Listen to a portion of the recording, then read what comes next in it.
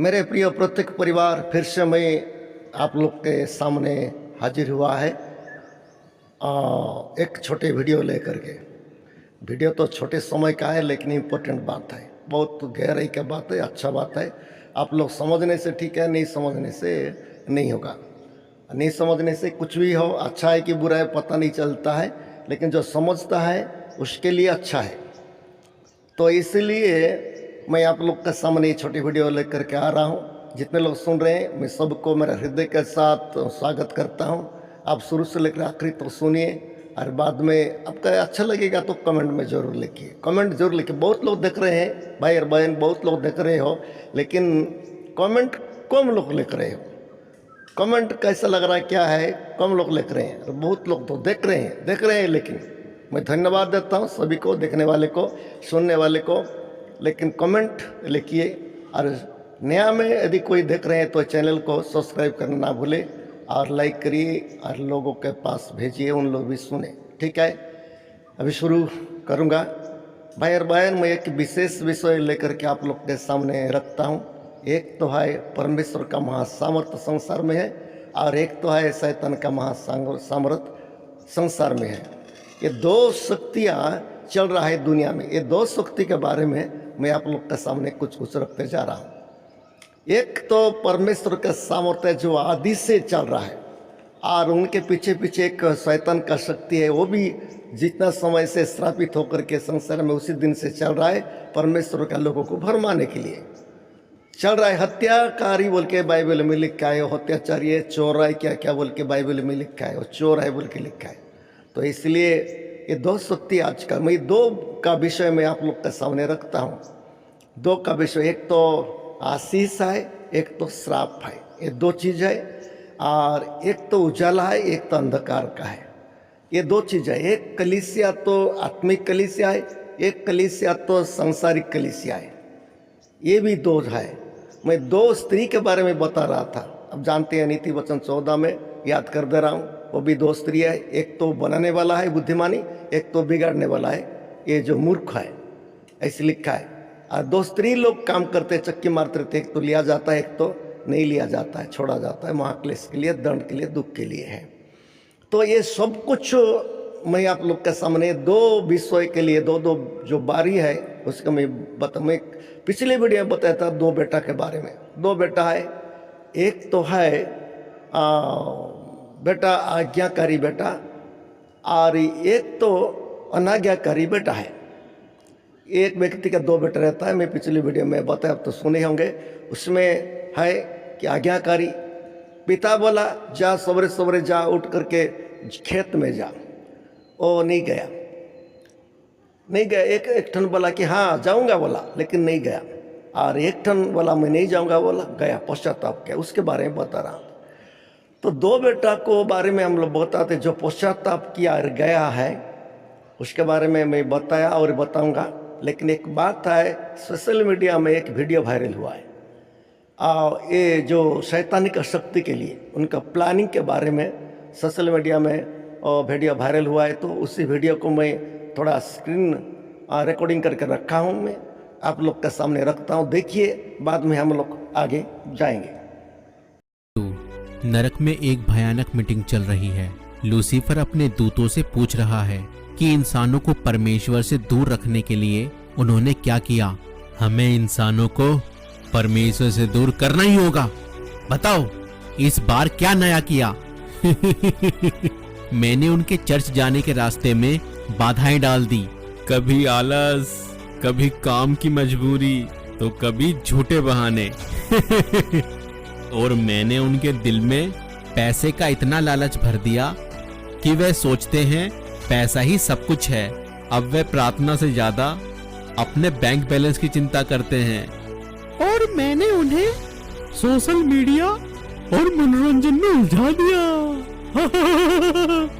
अब उनके पास बाइबल पढ़ने के लिए समय नहीं है।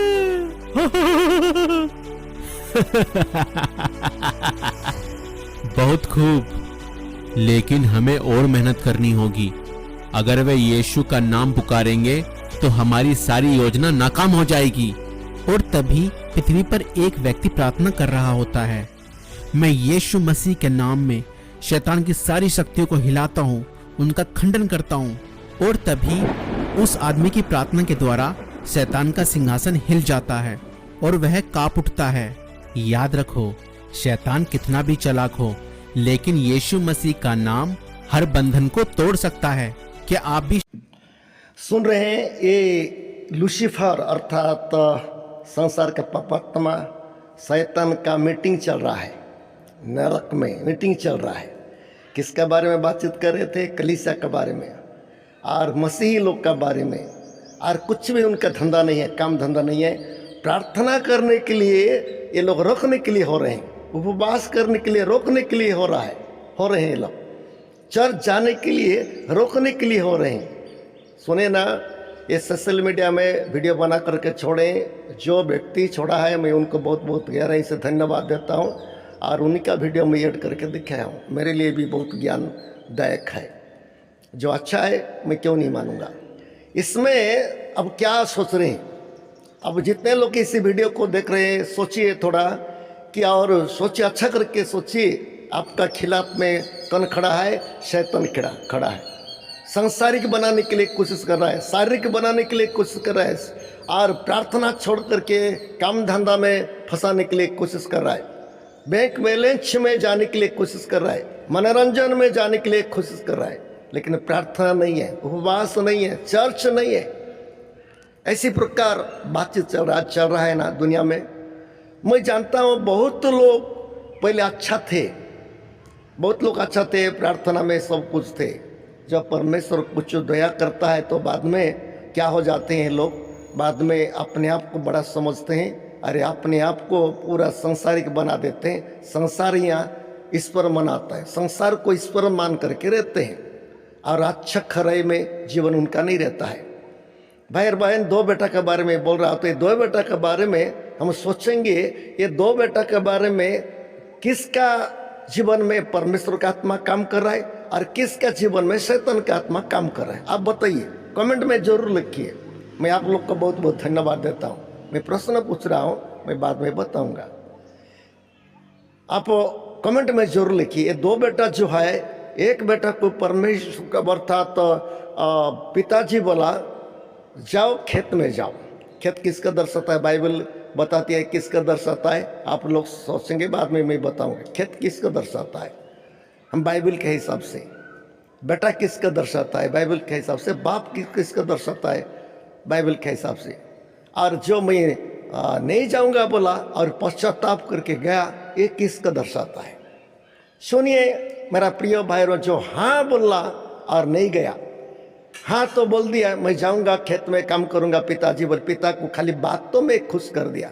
अब जानते हैं ना, बाइबल में लिखा है, कोरिंथी में, रोमे में भी लिखा है। अब सब लोग सुने कि नहीं, पढ़े हैं कि नहीं, तो वहाँ पर लिखा है परमेश्वर राज्य बातों में नहीं होता है, परमेश्वर राज्य वचन का शक्ति में होता है बोल के लिखा है, परमेश्वर आत्मा के द्वारा होता है बोल के लिखा है। तो इसलिए ये लोग बात कर दिया, ये लोग हाँ जाऊंगा बोल दिया, बाद में नहीं गया। काहे के लिए नहीं गया? पिता को बात को क्यों मान्य कर दिया है? खेत किसका दर्शाता है? प्रार्थना का जीवन का दर्शाता है, कलीसिया में शामिल होने के लिए दर्शाता है, आराधना कर दर्शाता है, ये सब दर्शाता है। आजकल का मेरा प्रिय भाई और बहन, बहुत लोग तो इसमें फंस गए हैं, बहुत लोग फंस गए हैं, अच्छा लोग भी फंस जा रहे हैं। दो बेटा के बारे में आप लोग क्या सोच रहे हैं? तो ये दो बेटा के बारे में हम लोग सोचेंगे, खाली मुंह में बात करने वाले एक पार्टी है, एक कलीसिया है। ये परमेश्वर का राज्यों में जाने के लिए हक नहीं, इनका अधिकार नहीं है। ये संसारिक है। उन लोग संसार में कितना दिन लोग रहेंगे, महाक्लेश के लिए संसार में रहेंगे, बाद में लोग आँख खुल जाएगा। सचमुच में यदि कुछ परमेश्वर का क्रोध आएगा दुनिया में, बाद में ये लोग तो क्रोध में जाएंगे ही जाएंगे, क्योंकि बाप का बात नहीं मानते। बाप किसका दर्शाता है? सुनिए, एक प्रकार तो परमेश्वर है और दो नंबर हम देखते हैं परमेश्वर का दास लोग को बाप को दर्शाता है, क्योंकि कलीसिया में परमेश्वर का दास लोग रहते हैं तो कलीसिया का पिता होता है, कलीसिया का आत्मिक पिता होता है। इसलिए ऐसी हो रहा है। तो ठीक है मेरा प्रिय भाई बहन, बाद में और दूसरा बेटा के बारे में हम लोग सोचेंगे। मैं नहीं जाऊंगा बोला, फर्स्ट जब पिताजी बोले मैं नहीं जाऊंगा बोला, नहीं जाऊंगा तो बोल दिया है। बाद में सोचने लगा, सोचने लगा पिताजी का बात मानना सही है कि नहीं है, पिताजी का बात मानना सही है कि नहीं। मैं यदि नहीं मानूंगा तो पिताजी मेरा विषय में खराब सोचेगा, पिताजी मेरा बारे में ठीक नहीं सोचेगा। जो आशीष मिलना था मेरे को कहाँ देगा वो। जो परमेश्वर का खेत में अर्थात खेत में भेजने के लिए हो रहा था उसको भी सोचा है। भाई और बहन, पश्चाताप किया बोल के लिखा है, पश्चाताप किया बोल के लिखा है। ये पश्चाताप कौन करता है? बोलिए, पश्चाताप कौन करता है? जिसका जीवन में पवित्र आत्मा को अगुवाई रहता है। शैतान का अगुवाई जो रहता है कभी पश्चाताप नहीं करता, ज़्यादा घमंड से ज़्यादा घमंड हो जाता है और घमंड होकर के डूब जाता है और नष्ट हो जाता है। लेकिन जो पश्चाताप करता है हर पाप को मापी आता है, हर चीज़ को मापी आता है। पश्चाताप करने से आजकल जानते हैं सरेंडर होने से सरकार भी, कोर्ट भी उसको जमानत दे रहा है, कुछ दया करता है पश्चाताप करने से, सरेंडर होने से। और जो पश्चाताप नहीं करता है बाइबल में कोई जगह ही नहीं है। जो व्यक्ति पश्चाताप नहीं करता ज़्यादा से ज़्यादा बढ़ जाता है, खराब होते जाता है और परमेश्वर का दास लोग का बात नहीं मानते हैं, पिता का बात नहीं मानते हैं, तो बाद में वो श्रापित होने के लिए आगे बढ़ जाता है। अब जानते हैं बाइबल का बात को, कितना बाइबल के बात में लिखा है। ये सब किसके लिए? हमारा लिए है, देख करके सीखने के लिए। हम देखते हैं और नहीं मानते हैं, देखते हैं लेकिन नहीं मानते हैं। कोई तो मानते हैं। आज मैं बहुत बहुत धन्यवाद देता हूँ मानने वालों को, पश्चाताप करने वाला को। पश्चाताप जब गलती हो जाता है पश्चाताप करने के लिए एक मौका मिलता है तो पश्चाताप को, समय को नहीं छोड़ते हैं लोग, पश्चाताप करते हैं। कितना बड़ा भारी पाप हो, अधर्म हो, जो पश्चाताप होता है तो परमेश्वर से उसको क्षमा आता है। परमेश्वर का दास लोग भी क्षमा देते हैं, सरकार भी क्षमा देते हैं, सब लोग क्षमा देते हैं। अब जानते हैं सरेंडर होने से एक दूसरा नीति आता है। जो व्यक्ति सरेंडर नहीं होता है और ज़्यादा बढ़ते जाता है उसके लिए केस बनते जाता है। जानते हो ना, केस बनते जाता है, धारा बनते जाता है, कोर्ट का धारा, नियम